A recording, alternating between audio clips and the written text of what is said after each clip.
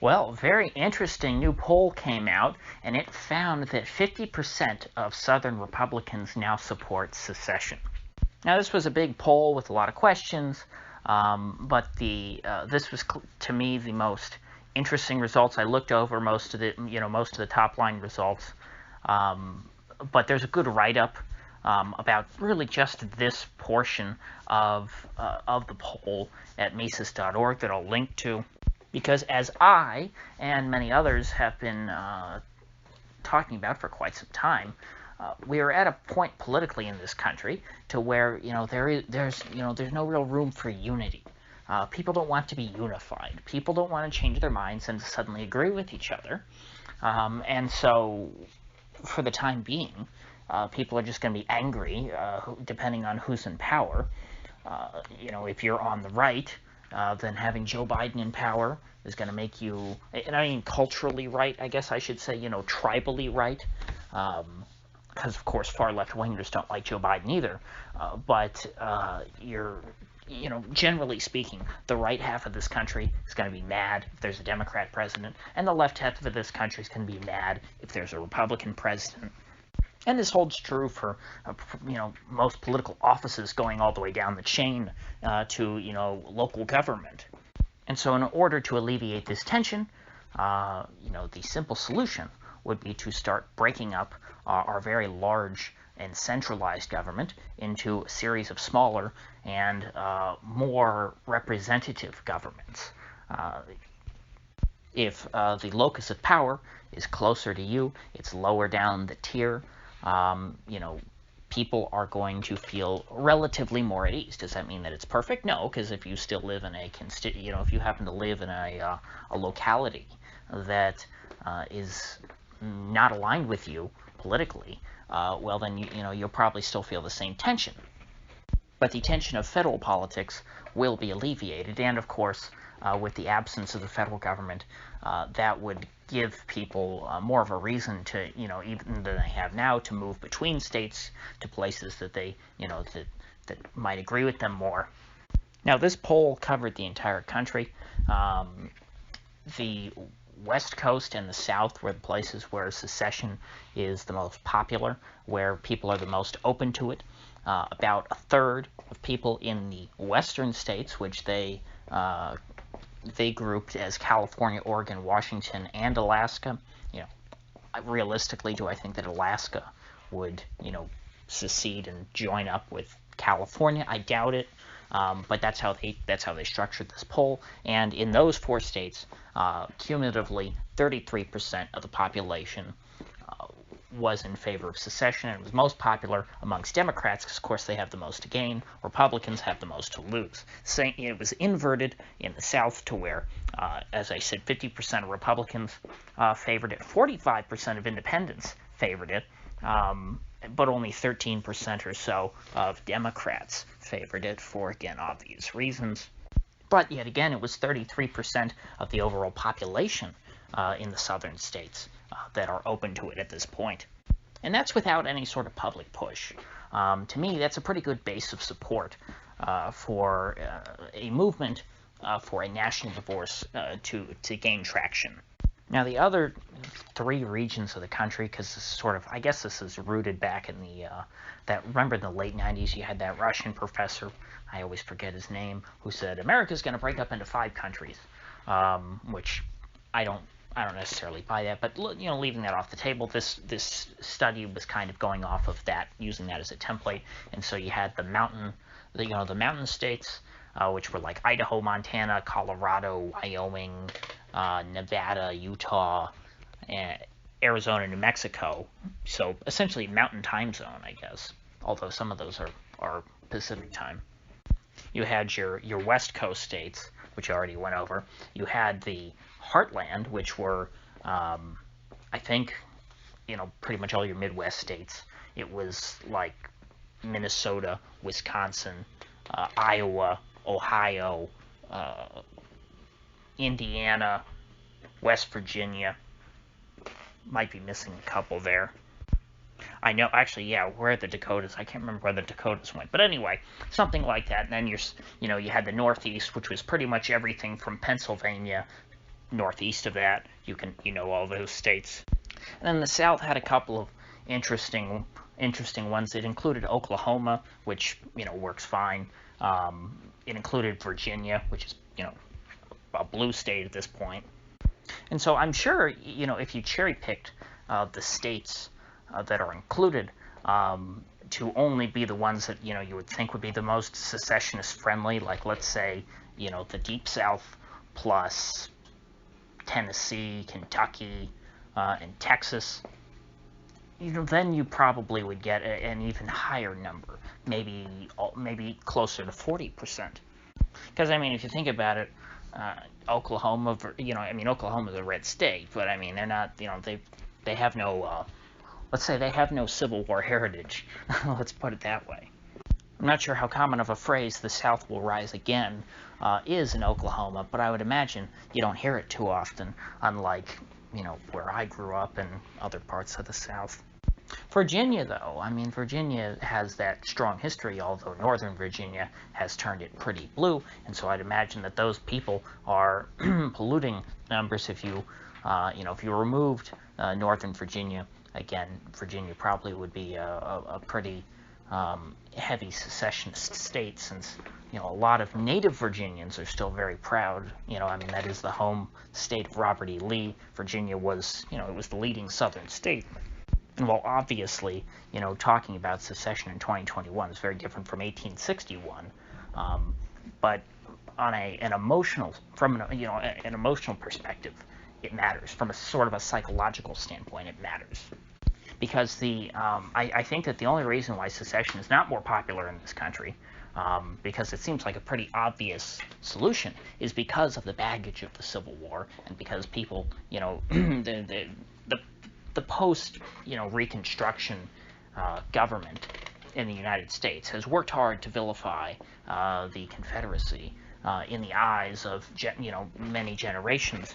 And they've wanted people to, they've drilled into people's heads that secession was the great sin, even in according to many people, a worse sin than slavery, because of course the northern states practiced slavery. So you can't just say that the Southerners were demons because they owned slaves. So did the people of Maryland and in other places.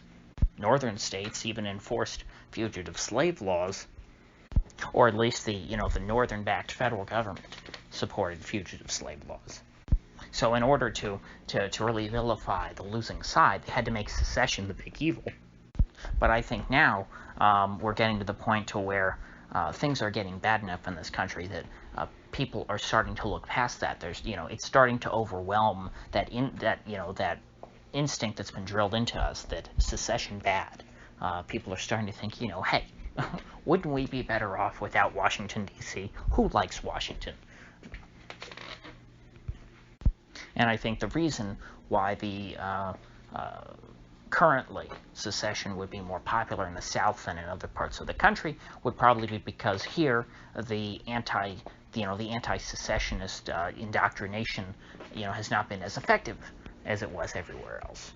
As far as the West is concerned, though, the reason why the West Coast is about on par with the South in terms of secessionist sympathies, it's pretty obvious.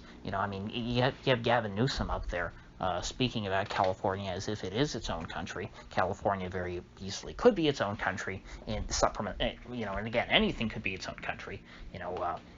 A small county could be its own country. That doesn't matter. But I mean, from a psychological standpoint, the way people look at what a country should be, California, the West Coast, it has all the hallmarks. It has a large economy. It's big.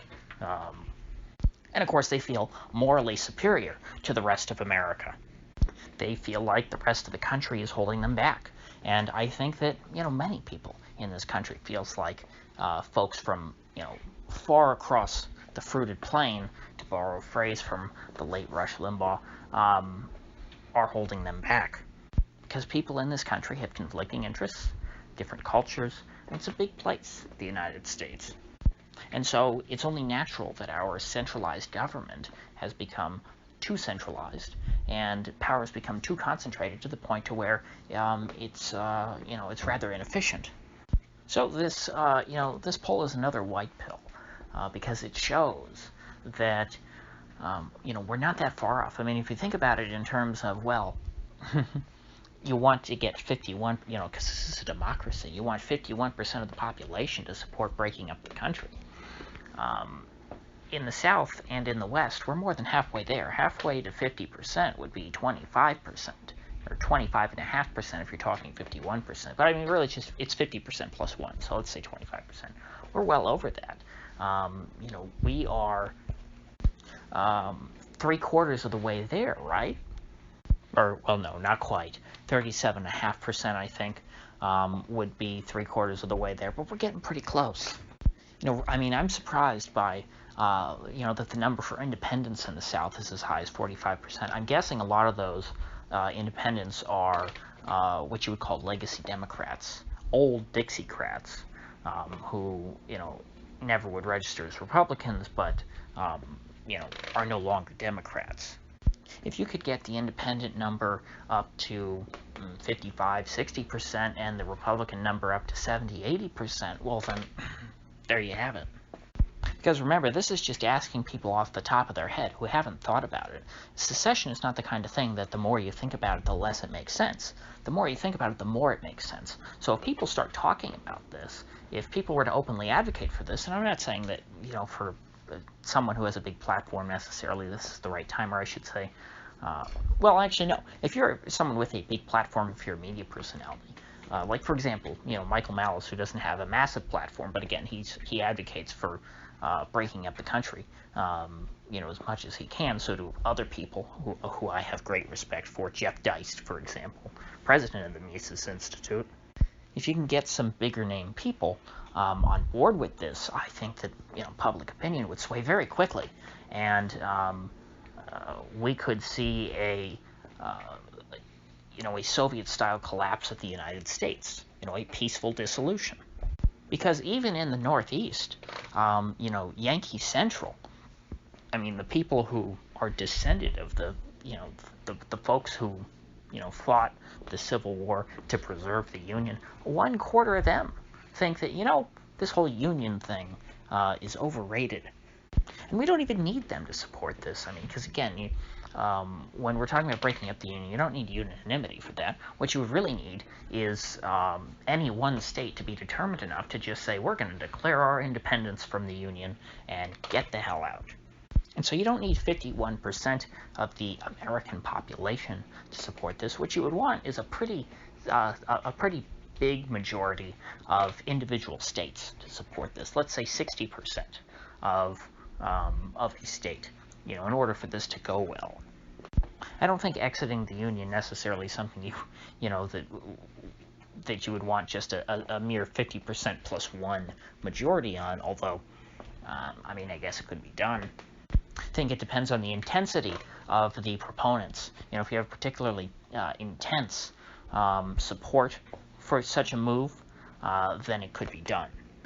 And make no mistake, once one state is able to get away with this, which they will if they try, the federal government, let alone the Biden administration, is not going to have the stomach or the willpower or the means to stop such an event from occurring. Once one state gets out of Dodge, it's going to be, the dominoes are going to start to fall, and each, marginally, secession sympathetic or secession friendly state is going to start taking its leave.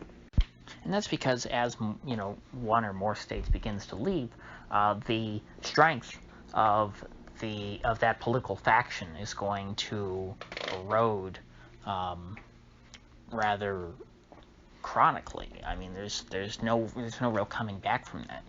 If California, for example, seceded from the Union, Democrats would never win another presidential election again. If Texas seceded from the Union, Republicans are never going to lose, or never going to win another presidential election again. But even if it's a smaller state, let's say Alabama decides to leave, or Oregon decides to leave, that's going to make it harder. That's going to narrow the path for either of those parties to win in the future. And again, the secessionist sentiments that will stir up will lead other states that maybe were on the margin of, of wanting to leave to go ahead and leave. And then once that happens, then again, you lose 2 states, then you've got a lot of electoral votes you're losing. And so, it'll essentially force the hand of the people who are a little more reluctant, because they say, hey, either we leave or we continue, or we will just be politically dominated for the foreseeable future. And so if this poll is accurate, which, you never know with polls these days. I guess, I would want to hear Richard Barris sort of dissect it, see what he thought about the poll, methodologically and whatnot. I don't know enough about polls to judge the quality of a poll. But if this is accurate, I see this as a floor, not as a ceiling.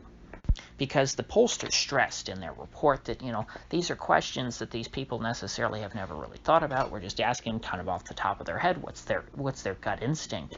And 33% in the South and the West say, yeah, sounds like a good idea to me. So just imagine how many people, once they start to learn and hear, the positive case for this, how many would jump on board. And what's the compelling case for the federal government? Oh, they centralize all our tax dollars and hold the state governments at ransom. Like, yeah, that's that really is how the federal government has amassed so much power. It's just sort of taken all the tax revenue, centralized it, and said to the states, hey, if you want this money back, you're going to have to do as we say. So I think that, the position of saying, well, why don't we just keep all our tax money in our state capital and not send it to Washington, would be a pretty positive thing. Now, of course, you have these net taxpayer states versus net tax-taking states. Dems love to bring this up and say that these impoverished southern states, they rely on all this blue state money for welfare and whatnot. I'll tell you what, these are the states that are, where it's the most popular, or where people tend to favor, cutting the size of government anyway. So I'm sure they could find plenty of places to cut the budget. And who knows even how they calculate the whole net tax taker versus payer thing. How do you factor in the military to that? I mean, when you're calculating for Florida, for example, and saying that, oh, well, we take more in taxes than we pay, is that including all the money that is sent into MacDill Air Force Base? I mean, if you just scrapped MacDill and the other military installations here, or pared them down to a reasonable level, not the crazy, ridiculous military-industrial complex level, well, then we'd probably be net taxpayers here. So you can you can read the report below. I'll link to it. But overall, very white pilling, and I think I'll end things here for today.